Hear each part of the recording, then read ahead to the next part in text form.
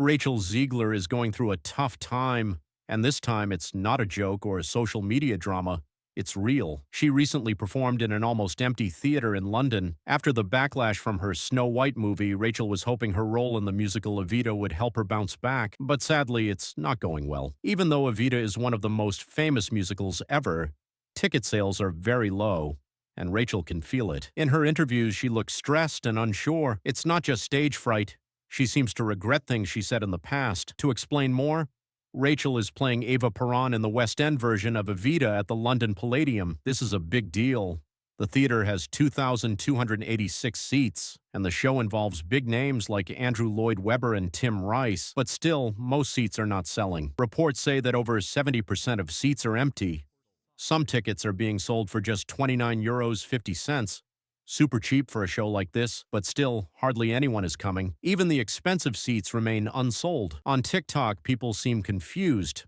A recent clip from the Met Gala shows Rachel getting love in the comments, while Gal Gadot, who hasn't done anything controversial, is getting criticized. Media did try to paint her out as the reason why Snow White flopped because of her expressing her political views. Even though her co-star, who I shall not name, also had shared her political views, she still got invited to the Met Gala, but she will not be attending. And yet somehow Rachel is the one stuck with a theater that barely anyone wants to visit. It feels like the internet has turned upside down. To see if it was really that bad, I checked the booking page for her show.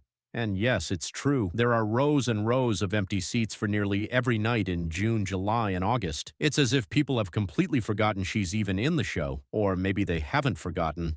Maybe they just don't want to support her anymore. At this point, it's not really about Snow White. It's about Rachel herself. Many people still haven't forgiven her for criticizing the original story, calling the prince a stalker, and turning what should have been a fun and nostalgic remake into something that felt more like a lecture. Don't need no man. She's not going to be dreaming about true love. She's dreaming about becoming the leader she knows she can be. I don't think Disney anticipated that it really has a deep and strong emotional place in their childhoods and throughout their lives. And maybe that film from 1937 did not need to be reimagined. Let's not forget, Snow White made over $200 million at the box office, and it's still considered a flop. Why? Because Disney reportedly spent nearly $600 million on making, marketing, and redoing parts of the film. The loss was so big that Disney quietly put their planned Tangled remake on hold, which was rumored to be even more modernized and filled with political messages. Action Rapunzel is officially happening, and Florence Pugh will allegedly play Rapunzel. And while she seems like the perfect choice for the role because of how much they look alike, people in the comments had a lot to say. From some saying that the movie's ruined already, to others saying scrap it altogether, to most people complaining that Florence is too old to play the role and Rapunzel's supposed to be 18. Which in my opinion is a ridiculous statement because Florence is in her 20s and she could easily pass for Rapunzel. Here's the truth, this isn't just about a failed theater show, it's part of a bigger issue. RachelZegler is starting to look like a warning sign in Hollywood. After just one big movie, West Side Story, studios pushed her into the spotlight, hoping she would become Disney's next big star, but the audience never really connected with her. Now, with Snow White doing poorly and her theater shows nearly empty, the message is clear. People want realness and humility, not attitude. And here's the thing about theater. It doesn't lie. You can't hide the truth. If no one buys tickets, you're performing in front of empty seats. It's shocking that the same industry that can sell out Hamilton in seconds can't even fill half the seats for Evita with RachelZegler. And this isn't just a bad week. It's a pattern. The London Palladium has 2,286 seats, but no matter what night it is or how cheap the tickets are, people just aren't coming. Sounds like you're one of the only ones there, just like RachelZegler as it turns out, and we part with this video of RachelZegler alone in a theater watching herself. Most unlikable humans. That ever. is sadder than when the original Snow White eats the... And here's the surprising part. The producers claimed the show had already made $4 million in ticket sales before RachelZegler was even announced.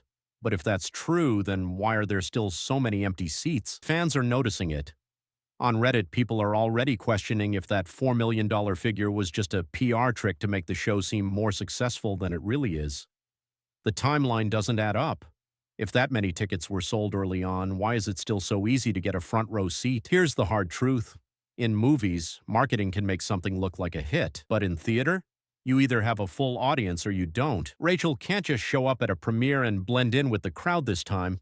This is live on stage, And performing in front of 200 empty seats, that's the kind of embarrassment that no PR team can hide. What's even more surprising is that studios are still pushing Rachel hard, nonstop. At this point, it feels less like confidence and more like denial. It's like they think if they keep putting her in enough shows, movies, and interviews, people will eventually love her. But that's not how winning over an audience works. And she's not the first one this has happened to. Hollywood has tried to force the next big star before, like Sam Worthington or Jai Courtney. Big money, big roles, but no real fan support. You can't fake charm. You can't force people to care. You have to earn it. Making things worse, Rachel's theater performance came right after all the backlash from Snow White. So her image was already damaged. It's like trying to walk a tightrope with untied shoes. Some say her performance in Romeo plus Juliet on Broadway was a hit, and it supposedly made $7 million. But that was before she became known for controversy in Hollywood. Now, when fans see her name on a theater poster, they don't think, wow, a rising star. They think, oh great, here comes another Disney-style lecture. And the sad part? Rachel might actually be very talented. But this isn't just about talent. It's about timing, attitude, and whether the public still wants to hear from her. Live theater doesn't give you a second chance. If no one claps, if no one shows up, you feel it. Every single night. And to be clear, this isn't about cancel culture or whether RachelZegler is a bad person, but it's hard to ignore that her public image has been shaped more by what she says in interviews than by her acting. Her tone, which many see as cold, dismissive, or overly political, keeps pushing audiences away. One fan on TikTok even shared their experience meeting Rachel. Let's just say it didn't help her image. The vibe they got? Cold, distant, not what fans were hoping for. Amelia Solana Amado. So I actually met RachelZegler in New York after her Broadway show performing Romeo and Juliet, and let me just say I have a couple opinions on her after meeting her in person. First, I will say I completely understand how people took what she said about Snow White and how she promoted that and just took it negatively, because I did too. Like, I genuinely did not like the way that she was talking about her character and stuff, but I have to say that in person, oh my god, she is so sweet, and not only that, she is ridiculously talented. Like, in that show, her singing actually blew me away. I've never heard anyone sing that well in person. I can't explain it. It was just amazing. I know there are some clips on TikTok where people secretly record the show. I highly recommend you guys go watch that because her riffs were insane, and she only had like one singing part, but that was my favorite part of the entire show. She is genuinely really talented and a nice person. I just think that the way that she talks and the way that she presents herself to the camera does not always bode well with people, but that doesn't make her a bad person. So yeah, that's my unpopular opinion on her. And somehow the media still talks about Rachel like she's a rising star. They call her a Golden Globe winner and Hollywood's new sweetheart. But let's be real. This feels like old-school PR trying to make a failure look like a win. Her last big movie, the Hunger Games prequel, did okay. But not because of her. That series is so popular it could draw a crowd no matter what. People went to see Hunger Games, not RachelZegler. Still, Hollywood keeps supporting her like they've made a bet they can't afford to lose. Because if they admit she wasn't the right choice for Snow White, or that audiences just don't connect with her, it's not only Rachel's reputation on the line, it's also the people who supported her, like the studio heads and big-name directors. Even Steven Spielberg, who reportedly recommended Rachel for Snow White, hasn't said anything since the movie failed. It's almost like they're all just waiting for the drama to quietly disappear. More to do with Gal Gadot calling out RachelZegler and putting her in the hot seat, as well as Disney when bringing up the production issues for Snow White. Now, Gal delivered the following: the most important thing when you are working on a film is teamwork. And when you have characters like the Evil Queen and Snow White, you expect teamwork to play a role in the creative process when you are trying to put something special together. We didn't really have teamwork, and there were many setbacks that we had to deal with during this entire process. And I just found that to be very exhausting. When you are acting, you expect your co-stars and the creatives to go all the way and to support each other, and we just didn't meet those expectations. There are even reports that Gal Gadot, who co-starred with Rachel in Snow White, was frustrated, not just by the public backlash, but by what was going on behind the scenes. Some sources say she's been quietly complaining about the lack of professionalism on set. She didn't mention anyone by name, but let's be honest, it's pretty clear who she might be talking about. And that's the bigger problem. Rachel might have the talent and the looks, but she seems to be missing one important thing: the understanding that Hollywood is about more than acting. It's about building trust and connecting with the audience.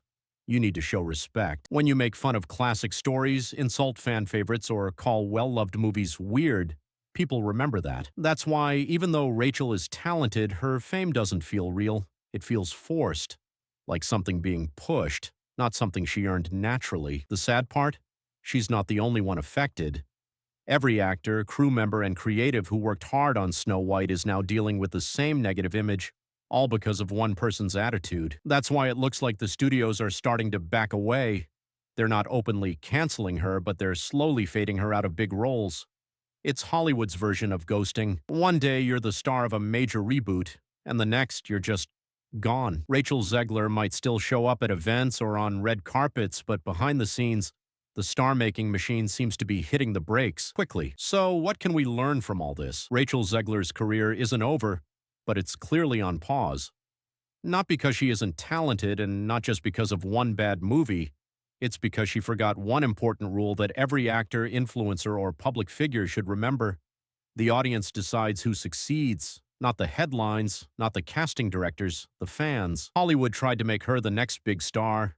She got the awards, the roles, and all the media attention, but they skipped the most important step, building a real connection with the audience. She needed to earn it, and now we're seeing what happens when that part is missed. In empty theaters, low ticket sales, and comment sections around the world. Honestly, we hope Rachel learns from this. Nobody wants to see talent go to waste. But if she doesn't learn, someone else will come along. Someone who truly connects with fans, respects the work, and lets the story shine instead of turning it into a message. What do you think? Was Rachel treated unfairly? Or was this just Hollywood trying too hard to create a star? Share your thoughts in the comments. We'll be reading everyone. And if you like this breakdown, don't forget to subscribe for more deep dives. See you next time.